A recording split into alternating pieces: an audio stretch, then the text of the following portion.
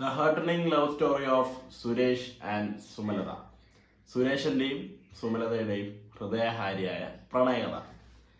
Directed by Ratheesh Balakrishnan Poduval.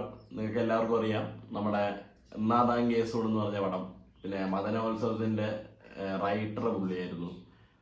Android Kunjappan, ഇങ്ങനത്തെ ഗംഭീര പടങ്ങൾ നമുക്ക് സമ്മാനിച്ച വ്യക്തിൻ്റെ അടുത്തൊരു മൂവിയാണ്. അതിൽ തന്നെ ഒന്നാതാം കേസോടിലെ 2 ക്യാരക്ടേഴ്സിൻ്റെ ഒരു സ്പിൻ ഓഫ് മൂവി ആയിട്ട് വേണമെങ്കിൽ നമുക്ക് ഇതിനെ വിശേഷപ്പെടുത്താം. ഇതിൽ ചാക്കോച്ചനൊക്കെ ഉണ്ട്. അതിലെ കഥാപാത്രത്തിൻ്റെ പേരെന്തായിരുന്നു?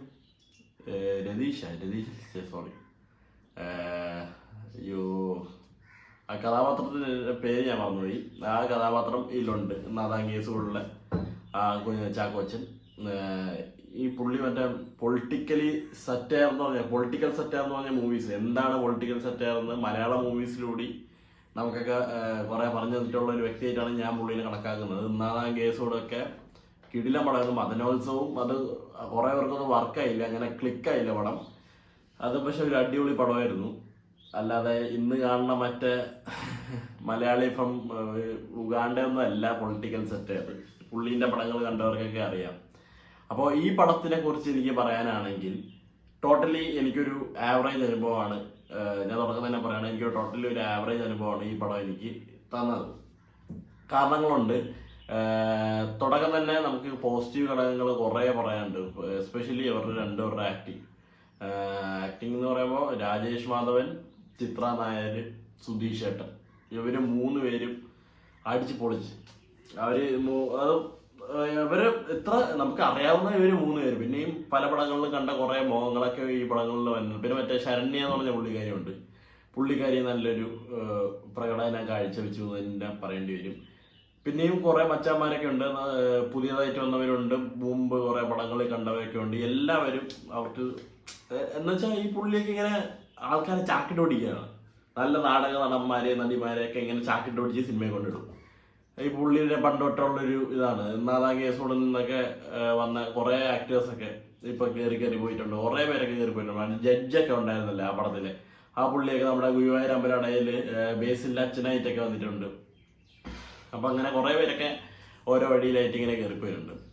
പിന്നീട് പറയുകയാണെങ്കിൽ ഇതിന്റെ സൗണ്ട് ട്രാക്ക്, സൗണ്ട് ഡിസൈൻ എല്ലാം അടിപൊളിയായിട്ട് തന്നെ ഉണ്ടായിരുന്നു ഈ സിനിമേന്റെ.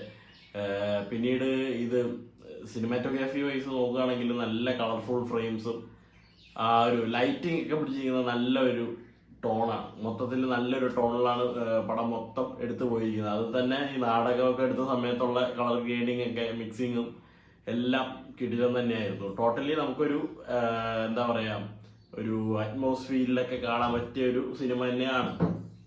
പിന്നീട് എടുത്തു പറയുകയാണെങ്കിൽ ഈ സുധീഷ് ചേട്ടൻ്റെ ആക്ട്, അത് എനിക്ക് എന്താ പറയുക, വല്ലാണ്ട് ഇഷ്ടപ്പെട്ടു. പുള്ളീൻ്റെ പല ഭാവങ്ങളും പല മുഖങ്ങളും. ഇപ്പോൾ ഒരു സംഭവം ഉണ്ടാകും, പറഞ്ഞാൽ സ്പോയിലറാവും. പുള്ളി ദേഷ്യപ്പെട്ട് എന്ന് വെച്ചാൽ ഒരു നാടകത്തിൻ്റെ ഇടയിൽ കൂടി ഒരു പേഴ്സണൽ റൈവൽറി തീർക്കുന്ന ഒരു സാധനമുണ്ട്. ഒരു തന്നെ ഇങ്ങനെ പേടിപ്പിച്ച് തല്ലിയൊക്കെ ആ ഒരു സംഭവം എനിക്ക് ശരിക്കും വർക്കായി. എനിക്ക് ഇഷ്ടപ്പെട്ടു. ഞാൻ അത് എൻജോയ് ചെയ്ത് ഇങ്ങനെ കണ്ടു. പുള്ളീൻ്റെ ആ ഒരു മാനറിസവും ഇതൊക്കെ നമ്മൾ പണ്ട് മറ്റേ കിണ്ടി എന്നൊക്കെ പറഞ്ഞ് കണ്ട പുള്ളി ഇപ്പൊ ഇത്രയും ഇതായിട്ടിരിക്കുന്നുണ്ടെങ്കിൽ അത് പുള്ളീൻ്റെ ഒറ്റൊരാളുടെ കഴിവ് മൂലം തന്നെയാണ്. പിന്നീട് പറയുകയാണെങ്കിൽ എന്താ പറയാ, പിന്നെ ഒരു first half was very engaging for me.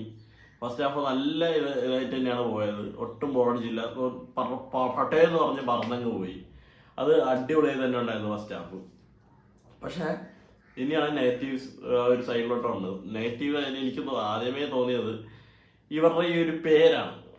സുരേഷിന്റെയും സുമലതയുടെയും ഹൃദയഹാരിയായ പ്രണയകഥ എന്ന ഒരു പേര് പറഞ്ഞിട്ട് എനിക്കവിടെ ഒരു പ്രണയകഥയേക്കാൾ കൂടുതൽ ആ നാട്ടുകാരുടെയൊക്കെ ഒരു എന്താ പറയാ ഓരോ കഥയും അവരുടെ നാടകത്തിന്റെ കഥയും ഇതൊക്കെയാണ് എനിക്ക് അതിൽ നിന്ന് കൂടുതൽ മനസ്സിലായത്. എനിക്ക് അല്ലാതെ ഇപ്പൊ ഒരു സിമ്പിൾ സ്റ്റോറിയാണ് എന്ന് വെച്ചാൽ സുരേഷിന്റെ സുമലതയും പണ്ട് നല്ല ഒരു പ്രണയിനികളായിരുന്നു. എന്നിട്ട് സുരേഷിന് ഒരു പ്രശ്നം വരുമ്പോൾ നാട് വിട്ടു പോകുന്നു.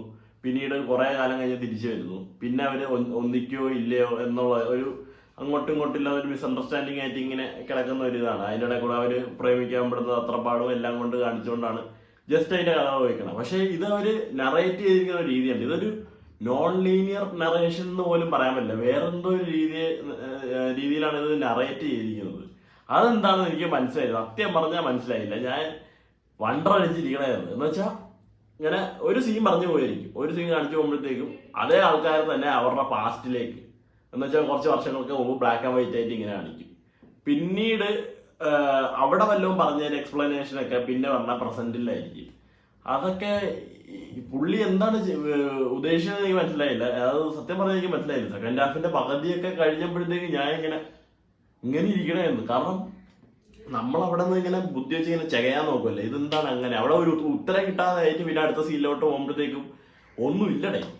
നമുക്ക് ഒന്നും അവിടെ എന്താണ് സംഭവം എന്ന് പോലും മനസ്സിലാവുള്ള. അതിപ്പം ഏത് കാലത്ത് ഏതോടെ ഇപ്പൊ ചുരുളി കണ്ടപ്പോഴത്തേക്ക് ഞാൻ അത് എന്തോന്ന് പടോടെ ഇത്, എന്നിട്ട് ഞാൻ 6:30 മറ്റേ എന്താണ് ഇത് മറ്റേ ടൈം ലൂപ്പാണ്, കറക്കമാണ്, അങ്ങനെയൊക്കെ പറഞ്ഞുള്ള സാധനങ്ങളൊക്കെ ഞാൻ ഏതൊക്കെയോ എക്സ്പ്ലനേഷൻ വീഡിയോ കൊണ്ടാണ് ഞാൻ മനസ്സിലാക്കിയത്. അപ്പോൾ എങ്ങനെ സാധിക്കുന്നു LJP എന്ന് ചോദിച്ചു പോയ ഒരാളാണ് ഞാൻ. ഇതിലും അങ്ങനെ എന്തെങ്കിലുമൊക്കെ ഒരു കുറെ തിയറീസ് ഉണ്ടാവും. അതായത് പടം കണ്ടിട്ട് കുറെ ഒരു ഡീകോഡൊക്കെ ചെയ്യുന്നുണ്ടെങ്കിൽ എനിക്ക് വീഡിയോസ് കാണണമെന്നുണ്ട്. എന്താണ് അവർ അവിടെ ഉദ്ദേശിച്ചതെന്ന് എനിക്ക് മനസ്സിലായില്ല. അതുകൊണ്ടാണ് എൻ്റെ ഒരു എന്താ പറയാ ഒരു എന്റർടൈനിങ് ആ ഒരു സംഭവം അവിടെ നശിച്ചത്. പിന്നെ എന്തൊരു പ്ലോട്ടായാലും എന്ത് കാര്യമായാലും ചാക്കോച്ചനെ വെറുതെ ആളെ കൂട്ടാൻ വേണ്ടി മാത്രം പടത്തിൽ കൊണ്ടുപോകുന്നത്. ആ ട്രെയിലറിൽ ആ ഒരു വിറ്റ് കാണിച്ചത് കൊണ്ടാണ് 15-മുക്കാൽ ആൾക്കാർ തിയേറ്ററിലോട്ട് പോകുന്നത്. അതുകൊണ്ട് മാത്രമാണ് പുള്ളിനെ കാണിച്ചിരിക്കുന്നത്. അല്ലാതെ വേറെ ഒരു കാര്യമില്ല. ചുമ്മാ വരിക പോവുക. ആ പടമായിട്ട് ഈ പടത്തിന് ഒരു ബന്ധമില്ല. മറ്റേ പൊളിറ്റിക്കൽ കാര്യങ്ങളൊക്കെ പറഞ്ഞ് ഭയങ്കര എന്താ പറയാ ഗ്രിപ്പിംഗ് ആയിട്ടുള്ള പടമാണെങ്കിൽ ഇത് ചുമ്മാ നാട്ടുകാരുടെ കോഞ്ഞേടിയും ഇവരുടെ പ്രശ്നങ്ങളും. പക്ഷെ കൊള്ളാം. എന്ന് വെച്ചാൽ ഇവരുടെ ഒരു സ്ലാങ്, ഭാഷ, രീതി ഇതെല്ലാം കേട്ടോണ്ടിരിക്കാൻ ഭയങ്കര ഫണ്ണാണ്. ഇവരുടെ ഇടയിൽ തന്നെ ഉണ്ടാവുന്ന കുറെ കാര്യങ്ങളൊക്കെ ഇങ്ങനെ കോമഡി വൈസ് നമുക്ക് കണ്ടോണ്ടിരിക്കാനൊക്കെ പറ്റുന്ന ഒരു സാധനം തന്നെയാണ്. എന്നാൽ കഥയിലോട്ട് വന്നപ്പോഴത്തേക്കും എന്താ പറ്റിയെന്ന് എനിക്കൊരു പിടിയും കിട്ടിയില്ല സത്യം പറയുകയാണെങ്കിൽ. അതാണ് പിന്നെ 1000 കണ്ണുമായി പാട്ടിന്റെ ആ ഒരു അവസാനത്തെ ഒരു പ്ലേസ്മെന്റ്, അവസാനത്തെ ആ കുറച്ച് സീൻസ്, അതൊക്കെ നന്നായിരുന്നു. പക്ഷെ ഇതാണ് ഈ past present future, present future past, past present future, ഇങ്ങനെ പൊക്കോണ്ടിരിക്കുകയാണ്. ഇത് എന്താണ് സംഭവം എന്ന് മനസ്സിലാവാത്ത അടുത്തോളം കാലം എനിക്ക് പടം അത്ര എൻജോയബിൾ ആയിട്ട് തോന്നിയില്ല. എന്നാൽ പിന്നെയും പറയാണ്, കണ്ടിരിക്കുക. വൺ ടൈം വാച്ചിനൊക്കെ ഉള്ളൊരു പടം തന്നെയാണ്. തിയേറ്ററിലായതുകൊണ്ടാണ്. OTT വല്ലതാണെങ്കിൽ ഞാൻ നിർത്തി വെച്ചിട്ട് പോയാൽ. എനിവേ കൊള്ളാം. അവരുടെ രണ്ടുപേരുടെ ആക്ടിങ് അത് പറയാതിരിക്കാൻ വയ്യടെ. അത് വേറെ രീതിയിലുള്ള ഒരു റൊമാൻസ് ഒക്കെയാണ് അവിടെ കാണിക്കുന്നത്. പുള്ളി നല്ലൊരു നടനാണ്. പുള്ളിയും ചിത്ര നായരും രാജേഷ് മാധവനും രണ്ടുപേരും ഇനി ഭാവി കാലങ്ങളിലേക്ക് നമുക്ക് മലയാള സിനിമയിലേക്ക് വരാനുള്ള വലിയ ആൾക്കാരൊക്കെയാണ്. ചെറിയ ചെറിയ മുത്തുമണികളാണെന്ന് വേണമെങ്കിൽ പറയാം. So that's all. ഇനിയിപ്പോൾ വേറെ ആളെ പടം 23-ാം തീയതി ടർബോ, 24-ന് തലവൻ, പിന്നെ നമ്മുടെ മറ്റേ അനാർക്കലിയും അൽത്താഫിന്റെയും മന്ദാഗിരി. Bye bye.